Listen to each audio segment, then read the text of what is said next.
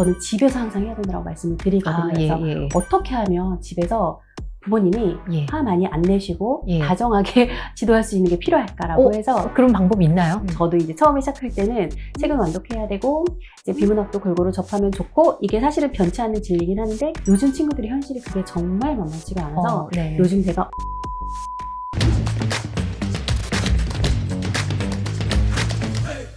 안녕하세요. 교육대기자TV 대기자 방종임입니다. 아이가 책은 많이 읽는데요. 도통 의견과 생각을 글로 안 쓴다. 어떻게 해야 될까요? 글 안 쓰는 친구들 정말 많죠? 논술학원 보내야 될까요? 현실적인 답 알려드릴게요. 안녕하세요. 어린이 독서 논술 전문가 오연선입니다. 25년간 논술 지도하신 걸로 알고 있어요. 네네. 어느덧 25년. 어떠셨어요? 논술에도 좀 흐름이 있나요? 제가 느끼기에는 이제 논술은 기본적으로 자기 사고를 만드는 거기 때문에 그렇죠. 언제나 변함없이 중요합니다. 그리고 그 중요성을 좀 담아서 이번에 초등 탄탄 논술이라는 책을 내셨잖아요. 네네. 책을 내시게 된 계기가 좀 있으셨을까요? 이제 독서에 대해서 조금 약간 뒷전으로 밀리는 경향이 없지 않아 있거든요. 제일 체감하실 것 같아요. 네네. 네. 사실은 예전에도 그랬어요. 예전에도 그랬는데 이제 요즘 문해력 이슈 때문에 부모님들이 조금 더 느끼시는 거고요. 네. 그렇다 보니까 또 이 친구들이 요즘 또 너무 바빠서 시간이 많이 필요한 학원을 다니느라고 독서 학원이 사실 가장 마지막이에요. 그러다 보니까 아무것도 안 한 상태로 있다가 갑자기 뒤늦게 와가지고 막 헐레벌떡 저랑 그 정돈 수업 1년 막 하고 이렇게 가는 친구들이 있어요. 그래서 그게 너무 안타까워서 저는 집에서 항상 해야 된다고 말씀을 드리거든요. 그래서 어떻게 하면 집에서 부모님이 화 많이 안 내시고 다정하게 지도할 수 있는 게 필요할까라고 해서 그런 방법이 있나요? 저도 이제 처음에 시작할 때는 책은 완독해야 되고 이제 비문학도 골고루 접하면 좋고 이게 사실은 변치 않는 진리긴 하는데 요즘 친구들이 현실이 그게 정말 만만치가 않아서 요즘 제가 어떤 글이든 읽자, 책도 뭐 완전히 읽어야 좋지만 요약본이라도 읽자 이런 마음으로 그 정도로. 근데 그 부분에서 더 강조하는 점이 사실 논술이신 것 같아요. 책 읽기에서 또 논술까지 논술을 좀 강조하시는 이유가 있으실까요? 독서는 어느 정도 집에서 이제 부모님들이 아이랑 같이 하시잖아요. 그 부분은 어느 정도 되지만 그 다음에 항상 고민하시는 게 저에게 상담을 오셔도 글쓰기는 안 돼서 왔다. 그러다 보니까 이제 사실은 전문적으로 지도하려면 무조건 집에서 하세요라고 말씀드리기는 어려워요. 그래도 불구하고 책 읽기의 가장 큰 마지막 논술이기 때문에 결국에는 이제 우리가 초등에서 읽고 끝나지 않고 표출하는 연습을 하자는 목적으로 논술을 강조하고 있습니다. 저는 이제 현장에서 사교육으로만 아이들을 만나는 사람이다 보니까 한 아이를 만나는 게 아니잖아요. 읽은 아이, 안 읽은 아이, 못 읽는 아이, 그리고 뭐 책을 좋아하는 아이, 너무 싫어하시는 아이, 너무 많은 아이를 만나다 보니까 우리 흔히 커리큘럼이라고 하잖아요. 그걸 짜는 목적은 그 다수의 아이가 만족할 수 있는 게 저의 목적이에요. 그러시겠죠. 그리고 저는 이제 제가 제 스스로 이제 운영을 하다 보니까 도서 선정부터 수업에 나눈 이야기, 글쓰기 목적도 되게 현실적으로 하거든요. 무조건 어려운 거 주고 하지 않아요. 근데 이거는 제가 다수의 아이들을 만나면서 하는 하나의 프로그램이 있어야 되기 때문에 하는 방식인데 집에서 가장 다른 점은 뭐냐면 부모님들이 집에서 안 하시는 분들 혹은 못 하시는 분들이 학원 커리큘럼을 하려고 하시는 경우를 제가 좀 봤어요. 그래서 유명 학원 필독서 가져다가 읽히신다거나 나쁘지 않은데 학원과 집의 가장 큰 차이점은 집에는 내 아이만 있다는 거예요. 우리 아이는 우리 아이의 관심사가 있고 우리 아이가 하고 싶은 말이 있고 우리 아이의 읽기 능력이 있어요. 그거에 맞는 책, 그거에 맞는 말하기, 그거에 맞는 쓰기가 있거든요. 요거에 좀 초점을 맞춰주시면 좋겠어요. 예를 들어 6학년 수업이면 6학년 친구들과 책을 읽기 위해서 제가 지정을 해줘요. 그러면 이 친구들을 생각해서 제가 정말 엄청나게 도서 선정에 심혈을 기울이거든요. 하지만 그게 그 아이들의 흥미도랑 읽기 능력이 도서 선정에서 제일 중요한데 읽기 능력에 100% 맞출 수 없고 흥미도에 100% 맞출 수 없어서 저는 제 나름대로 여러 가지 읽기 자료도 주고 흥미를 높일 수 있는 다양한 활동을 할 수 있지만 집에서는 책만 주시더라고요. 이거 무슨 필독서래. 이거 한번 읽어봐. 그러니까 아이는 아무런 동기부여도 안 되고 그 책이 읽기 수준이랑 맞는지 안 맞는지 잘 모르는 상태에서 읽게 되면 오히려 책에 대한 거부감이 많이 생기는 거죠. 그리고 특히 또 글쓰기는 논술은 더 어려울 것 같아요. 일단 써봐. 이렇게 될 거거든요. 맞아요. 가장 많이 실수하시는 게 지금 말씀하셨어요, 대표님이. 일단 써봐. 차라리 그냥 쓰면은 아무 말 대잔치라도 할 수가 있어요. 일기라도 쓰는데. 너 엄마랑 같이 뭐 이번에 베트남 여행 갔다 온 거 써봐. 그러면 뭐 아이들은 처음에 생각나는 게 없는데요 라고 하지만 뭐라도 쓰거든요. 근데 책을 내가 매개로 해서 소화를 시켜가지고 이 책이 나한테 의미를 갖게 만든 다음에 그 나의 생각을 쓰는 게 책을 읽고 쓰는 거예요. 그냥 글쓰기보다 너무 어려워요. 자료 활용형 글쓰기이기 때문에 저희 왜 이렇게 누워서 어떤 생각이 막 머릿속에 떠올라서 이거 말해야지 써야지 하는데 벌떡 일어나면 사라질 때 있잖아요. 있죠, 많죠. 네, 저도 정말 많거든요. 그게 막 뭉뚱그려져 있는 걸 집에서는 일단 언어화하는 활동을 좀 해주시면 좋겠는데, 첫 번째가 말하기예요. 말하기 논술이라고 제가 표현을 하거든요. 그러면 말을 하는 과정에서 내가 이런 생각을 했어? 이게 인지가 되고요. 말을 하다 보면은 정리도 되고요. 또 말을 하다 보면은 내 생각이 좀 오류가 있네? 이것도 발견하게 돼요. 근데 논술은 그게 아니라 글로 모든 걸 보여줘야 돼서 또 한 단계 힘들긴 하지만, 그래도 아이들이 말로 아웃풋을 해야 내가 이런 거 써야겠다라고 용기도 생기고 한마디로 쓸거리가 생겨요. 그리고 저는 이제 수업을 하는 입장이다 보니까 칠판에 아이들 말을 다 받아줘가지거든요. 그럼 아이들이 내 생각이 저기 활자가 됐어. 이게 되게 신기한 거예요. 그럼 되게 용기를 갖고 잘 쓰는데 집에서는 말하기만 하셔도 돼요. 그러면 이 부분에서 말하기가 정말 글쓰기까지 옮겨지려면 또 몇 단계가 필요할까요? 글감 만들고 언어화시키고 내 생각을 표현한 어휘를 찾는 과정이거든요. 그 다음부터는 아이가 말한 것을 부모님이 정돈을 조금 해주시면 돼요. 요즘 이제 이슈되는 것 중에 하나가 민생지원금인데, 민생지원금이 나왔다는 이야기 먼저 한번 써봐. 그 다음에 우리 집에 몇 명이고 어떻게 나왔고 우리 엄마 아빠는 이걸 어떻게 하셨고 나는 어떻게 원한다, 이런 식으로 써봐. 그럼 아이들이 쫙 써요. 그러니까 구성을 처음에 좀 잡아주셔야 돼요. 아이들 중에서 그냥 마음대로 써봐라고 했을 때 쓴 아이들은 5%도 안 돼요. 그런 친구들은 글쓰기 감각 좀 있는 친구들이에요. 원래 그 중에 그 사이에는 한 80% 친구들은 대강의 구성을 도와주면 잘 써요. 그리고 나머지 한 10% 친구들은 아예 구성이 잘 된 글을 보여주고 따라 쓰게 해야 돼요. 우리가 이제 보통 어떤 분들은 이렇게 말씀 많이 하세요. 집에서 지도하기는 어려운데 학원 보내면 너무 틀에 박힌 글을 배울까봐 싫다라고 말씀하시는 분들이 되게 많거든요. 근데 그 틀이 필요한 친구들이 있어요. 근데 그거를 어느 정도 아이들에게 주느냐. 그래서 저는 제가 지금 방금 민생지원금 예를 들었던 것처럼 저도 그런 식으로 지도를 하는데, 전혀 손을 못 대고 있으면 옆에다가 개요를 써주고요. 아이가 어느 정도 잘 쓰는 친구면 지금 이야기한 걸 네가 순서를 정해봐, 이렇게 이야기하고요. 대강 흐름을 정해줬지만 네가 쓰다가 이상하면 바꿔, 이렇게 이야기해주거든요. 이걸 한 6개월 정도 경험하면 아이들이 웬만하면 쓸 수 있어요. 근데 그 중에서도 선생님이 초등을 강조하시는 이유가 있을까요? 제가 중등 논술을 오랫동안 하다가 한 4년, 5년 전부터 안 하거든요. 이제 그 이유 중에 하나가 뭐냐면, 친구들이 와서 다크서클 배꼽까지 내려온 상태로 이렇게 멍하니 있어요. 다른 거 할 게 많구나. 시험 기간 되면은 아이들이 정신이 없어가지고요. 이거 어떻게 보면 이상적인 걸 수 있잖아요. 글을 읽고 의견을 말하고 이 정리하는 활동을 아이들도 못하고요. 부모님들도 조마조마하다가 결국에는 그만두시는 경우가 되게 많아요. 제가 논술을 하기 위해서 이제 전 책을 매개로 많이 삼거든요. 이게 이제 독서교육 일반적인 뭐가 다르냐면, 제가 독서교육하면 이제 부모님들이 많이 생각하시는 게 다양하게 읽는데 정확히 읽어야 된다는 말씀들을 정말 많이 하세요. 그리고 완독해야 된다는 말씀 많이 하시는데 틀리지 않거든요. 그것도. 그러니까 독서의 목적이 정말 여러 가지잖아요. 뭐 읽기 능력을 발달시킬 수도 있는 거고 여러 가지가 있지만, 저는 일단 논술에서의 책을 활용할 때에는 그걸 그냥 매개로 삼는 거예요. 노인 부양 문제에 대해서 오늘 토론을 할 거면 그것과 관련된 책을 어린이책에서 찾아서 한번 읽어서 동기부여가 되기도 하고 배경 지식을 얻기도 하거든요. 그렇게 하려다 보면은 사실 지금 초등학생 대상으로 나온 문학과 비문학 책에 우리 사회의 문제나 사회 이야기가 다 들어가 있어요. 그거를 아이들이 오늘 선생님이 이런 토론 한다고 했으니까 한번 읽어볼까? 이렇게 목적성을 갖고 읽으면 더 잘 읽어요.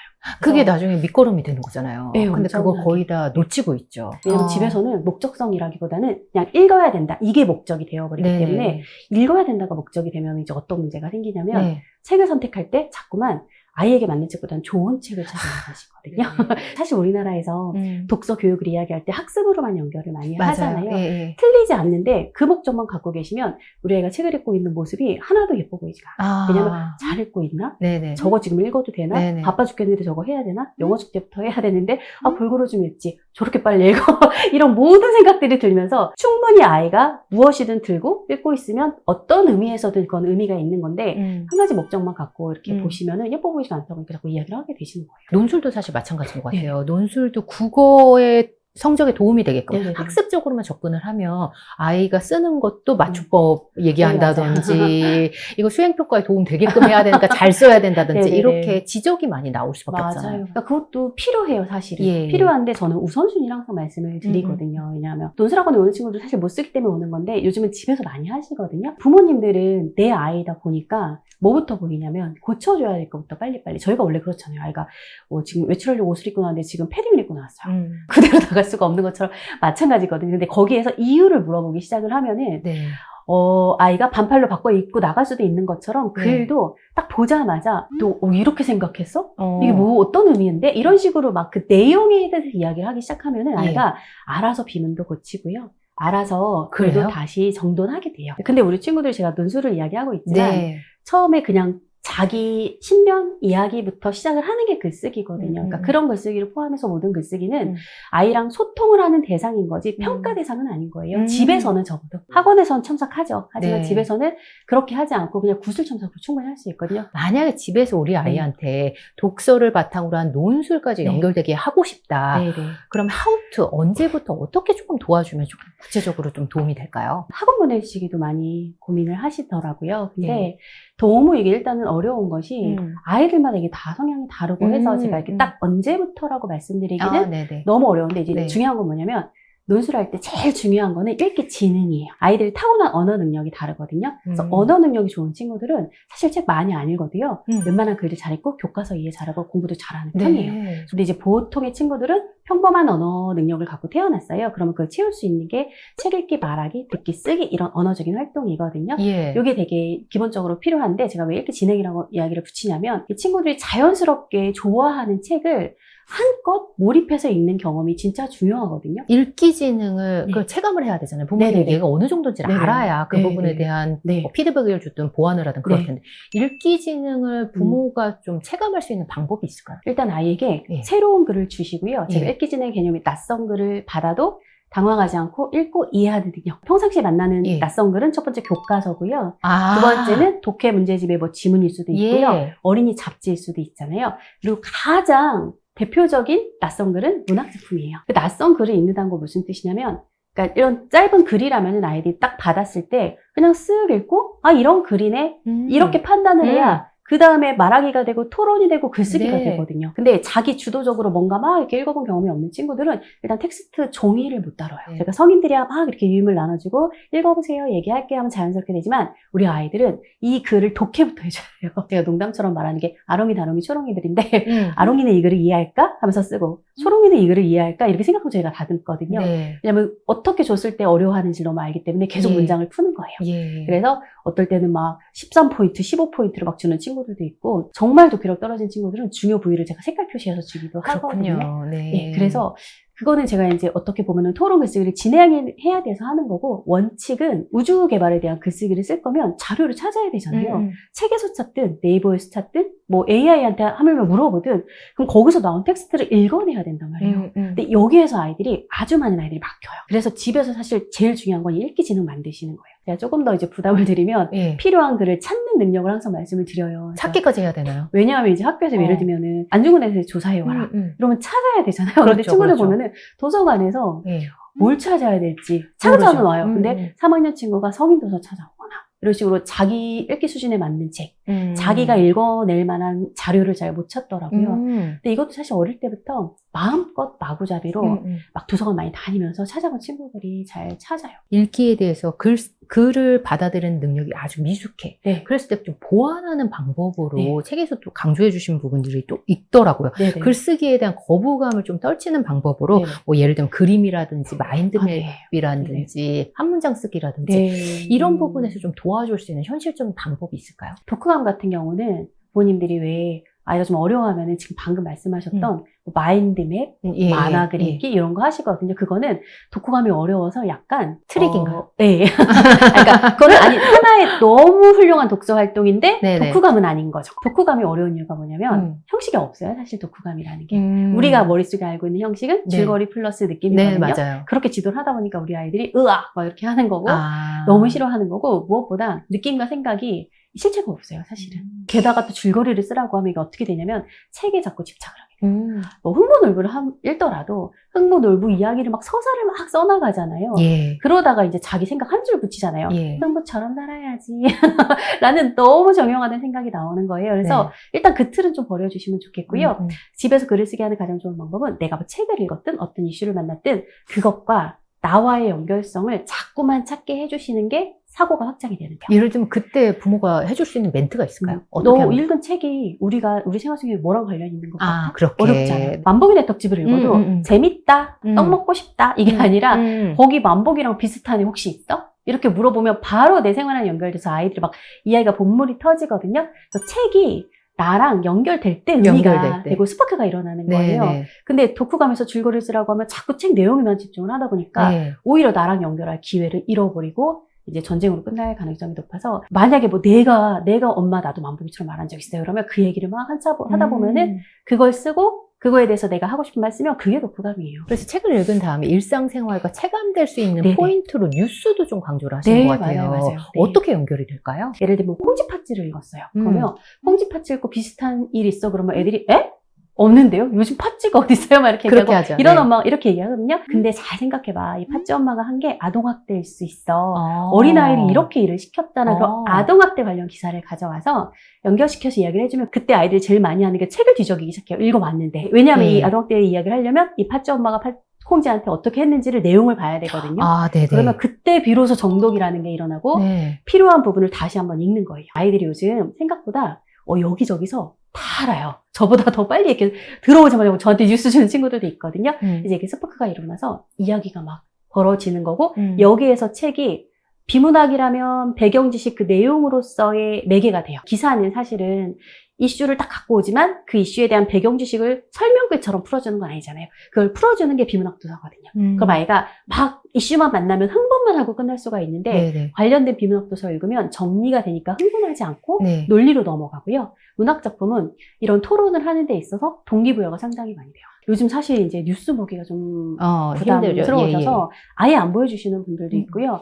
아니면 제가 이제 항상 부탁드리는 것 중에 하나가 뉴스 보시면서 욕하지 말아달라고 말씀을 드리거든요. 왜냐면 너무 그쪽으로 가면 아이들이 되게 세상사를 부정적으로 받아들이더라고요. 그래서 어떻게 생각해? 그러면 저희 아빠가 그러는데 저런 건 다 없애야 된대요. 라고 이야기를 해서 자기 생각으로 넘어가지를 못하더라고요. 그래서 조금 자극적이어도 이야기를 같이 나눠주시면 좋겠어요. 이게 옳다 그르다 결론을 내주시기보다는 또는 감정으로만 흥분하지 말고 맞아요. 그게 제일 중요해요. 이 부분에서의 핵심은 뭔지 이게 왜 이러는지 여러 가지 관점으로 얘기를 나누는 포인트들이 필요할 것 같은데 대부분 보는 데서 끝나고 요즘에 보기만 하잖아요. 볼 게 왜 이렇게 많은지 스마트폰도 계속 달고 살잖아요. 제가 느끼는 거는 그냥 똑같아요. 25년 전과 지금이. 정말요? 더 심해졌다고 말하실 줄 알았는데. 심해진 부분은 제가 이제 사회에서 만드는 것 같아요. 약간 이슈를, 문해력 이슈를 만들어서 그런 것도 있는데 제 느낌으로는 사실 비슷하고요. 왜냐하면 그때 아이들이나 지금 아이들이나 지금 사교육하는 정도도 사실 비슷하고요. 그때는 스마트폰이 없었지 게임을 했어요. 그런 점이 달라진 거고 아이들은 언제나 나를 지킬 수 있는 방향으로 도망가는데 그게 학원을 많이 다니는 친구들은 그게 사실 도피예요. 그 중간에 조각 시간에 뭐 할 수 있는 게 사실은 뭐 쇼츠 보거나 이런 것밖에 없거든요. 또 지금 저희가 이제 문해력이라는 게 저희 세대가 생각하는 것과 뭐 요즘 그런 말씀 많이 하시잖아요. 이런 단어도 몰라? 이렇게 이야기 많이 하는데 맞아요. 요즘 친구들이 저희랑 세대가 다르기 때문에 모를 수밖에 없고요. 제가 재밌는 얘기 하나 드리면 최근에 이제 사자성어 퀴즈를 했는데 너무 웃긴 거예요. 겉과 속이 다른 사람 뭐라고 할까? 표리부동이거든요. 겉과 속 쪽이라고 저 왜 그 겉바속촉 생각났죠? 그러셨어요? 신세대신 거예요, 그러면? MZ가요? 저는 완전 약간 이제 거의 꼰대 같은 느낌이 드는데 아이들 생각을 들으면 너무 놀랍거든요. 근데 이게 어른 기준으로 보면 저걸 몰라지만 아이 기준으로 보면은 합리적인 거예요. 세대 차이이지 문해력 차이라고 생각하진 않고요. 그럼에도 불구하고 옛날이랑 똑같다는 건 지금 옛날처럼 똑같이 이제 부족한 거 만든 거예요. 저희가 아이들이 태어나서 우리의 언어를 하다 보니까 기본적인 언어 능력까지는 키우지만 그거보다 수준 높은 언어 능력을 키우려면 좋은 글을 읽어야 되는 거는 사실이에요. 부모님들이 오해하신 게 뭐가 있냐면 아이들에게 자꾸 독서를 습관화시키려고 하시는 게 여기서 많이 부딪히신 것 같은데 독서는 습관이 될 수가 없어요. 습관이 될 친구들은 이미 습관이 됐어요. 제가 아까 말씀드렸던 그래서 저희가 지금 고민하는 친구들은 습관이 되기가 어려운가요? 어렵다기보다는 그냥 루틴을 만들어 주시거나 밥을 매일 주는 것처럼 그냥 책을 매일 주고 매일 30분에서 1시간을 똑같은 분위기에서 똑같이 읽게 하는 수밖에 없어요. 그걸 끝내려고 하시면 안 돼요. 이게 자연스럽게 알아서 하겠지는 안 되는 부분이군요. 습관이 되려면. 좋아하는 친구들은 이 활자를 원래 좋아하는 친구들이에요. 책을 좋아하는. 제가 현장에서 봐도 오자마자 앉아서 소설 펼쳐서 읽는 친구들이 있어요. 그게 꼭 집에서 노력을 안 했었어도. 제가 여태까지 본 바로는 제가 낸 데이터로는 책을 좋아하는 친구들은 일단 언어 지능이 좋아요. 그러니까 딱 글자를 봤을 때 언어 지능 부족한 친구들은 보자마자 부담을 되게 많이 느끼거든요. 이게 뭐야? 막 그러는데 그렇지 않은 친구들은 뭐 소설도 그렇고 비문학도 그렇고 그냥 읽는 게 되게 자연스러운데 그게 사실은 이제 저는 그렇게 표현하거든요. 축구를 좋아하는 아이, 안 좋아하는 아이처럼 운동지능처럼 약간 하나에 갖고 나는 거라서 그런 친구들은 부모님이 신경을 안 써줘도 읽더라고요. 그 이제 저희가 가운데 있는 친구들이 되게 중요하잖아요. 이런 친구들은 그냥 저희가 옆에서 계속 같이 책 찾아보고 그 일정량을 읽는 시간만을 계속 해주셔야 되는. 그러면 좋아하진 않아도 읽기 지능이 떨어지지는 않아요. 읽기 지능이 정말 평범하거나 네네. 또는 그것보다 아래였는데 네. 보완해서 책도 잘 읽고 네네. 글도 잘 쓰는 네네. 친구들이 제자분 네. 중에 있었을 것 같아요. 네, 친구들이 오면 저는 먼저 그것부터 파악을 해요. 이 아이가 얼마큼 읽어왔나, 누적된 게 얼마큼인가, 언어지능 플러스 해서 얼마큼 말과 글을 이해하는 건데 딱 보자마자 이제 사실 느낌이 오거든요. 네. 어머니랑 대화해봐도 그러면 이제 제가 말씀을 드리죠. 네. 수업은 시작은 할 거다. 하지만 어머님이 도와주셔야 된다. 그게 뭐냐면 매일 30분 읽어야 된다라고 해서 제가 책을 매주 오면은 3권에서 5권 가방에 무조건 찔러줘요. 아주 부족한 친구들은 도서를 고르는 단계가 아니라 그냥 정해진 책을 읽는 단계부터 시작을 하는 거거든요. 그럼 집에서 5권 정도를 주면서 1권에서 2권만 읽어와도 돼. 그러니까 한번 읽어오자. 부모님께는 읽을 시간을 정말 주셔야 된다. 이렇게 말씀드리고 그거를 한 6개월 정도 반복을 하시는데 제가 거기 또 하나 플러스 하는 게 오디오북을 들려주라고 말씀을 드리거든요. 아, 정말요? 네네. 왜냐하면 이게 언어가 제가 아까 말씀드렸던 것처럼 똑같은 소설을 읽어도요. 예. 이해도가 사람이 다 달라요. 귀로 먼저 들어와서 머릿속에 형상화가 되어야 소설이 이해되는 친구들이 있고요. 아, 정말요? 그거를 스스로 거부하고 자기가 읽으면서 상상하는 걸 좋아하는 친구들이 있어요. 그런 친구들은 이게 머릿속에 이미지화가 먼저 돼야 돼요. 그래야지 이거 소설을 책장을 넘길 수 있어요. 소설 읽기 사실 쉽지 않은 거거든요. 인내심도 필요하고. 그래서 오디오북을 오고 가는 차 안에서는 오디오북을 들으시고요. 오디오북을 들은 걸 활자로 보게 해주세요. 라고 해서 이거를 지키시는 분들은 아이들이 유의미하게 발전을 해요. 오디오북에 대해서도 설왕설래들이 좀 있잖아요. 그러니까 아이마다 다른 거죠. 없어도 되는 아이, 있어야 되는 아이. 그리고 활자를 싫어하면 대부분 많이 쓰는 네. 방식이 일단 많이 써라. 보고 써라. 필사도 많이 하잖아요. 맞아요. 그 부분은 어떻게 생각하세요? 저희가 필사할 때 필요한 게 뭐냐면 딱 보고 이런 글이네? 그러면 이 글을 내가 어떻게 넣어야지? 이렇게 딱 1차적으로 돼야 되고요. 두 번째는 의미 단위 끊어읽기를 해야 돼요. 우리나라의 끊어읽기. 노인 부양 문제가 심각해지고 있다. 이렇게 끊어읽기를 하면서 한 문장이 나한테 통으로 들어오면 기억하고 쓰는 거거든요. 독서할 때 제일 중요한 게 기억력이에요. 근데 이게 읽기력 떨어진 친구들은 그거를 못하다 보니까 한 글자씩 써요. 그럼 이게 필사의 의미도 없고 아이는 고통스럽고 그래서 그런 친구들일수록 짧은 거. 동시에 한 호흡에 끝나는 얼음퐁, 엄마퐁, 이건 뭐지? 이런 거를 시작을 필사를 하셔야 되고. 부담을 덜어주기 위해서. 조금 이제 그게 읽기 호흡하고 쓰기 호흡이 똑같이 가요. 읽기 호흡이 짧으면 쓰기 호흡도 짧을 수밖에 없는 거거든요. 말하기도 연결이 돼요. 그럼 쓰기를 잘하기 위해서는 읽기가 어느 정도 돼야 되는 게 너무 기본인데 사실은 이제 저희가 정해진 글만 형식이 아주 정확한 글들 있잖아요. 그것만 반복적으로 쓰는 만약에 직업이거나 그러면 사실 독서랑 관련은 없어요. 근데 저희 독서 논술에서는 폭넓게 다루기 때문에 그런 목적이라면 필요하다는 거지 모든 글이 그렇지는 않아요. 오늘 알려주신 이 부분만 좀 집에서 체감을 하면서 아이들한테 적용을 해도 훨씬 지금보다 나은 나은 교육이 이루어지지 않을까라는 생각이 듭니다. 오늘 함께 해주셔서 감사합니다. 네, 감사합니다.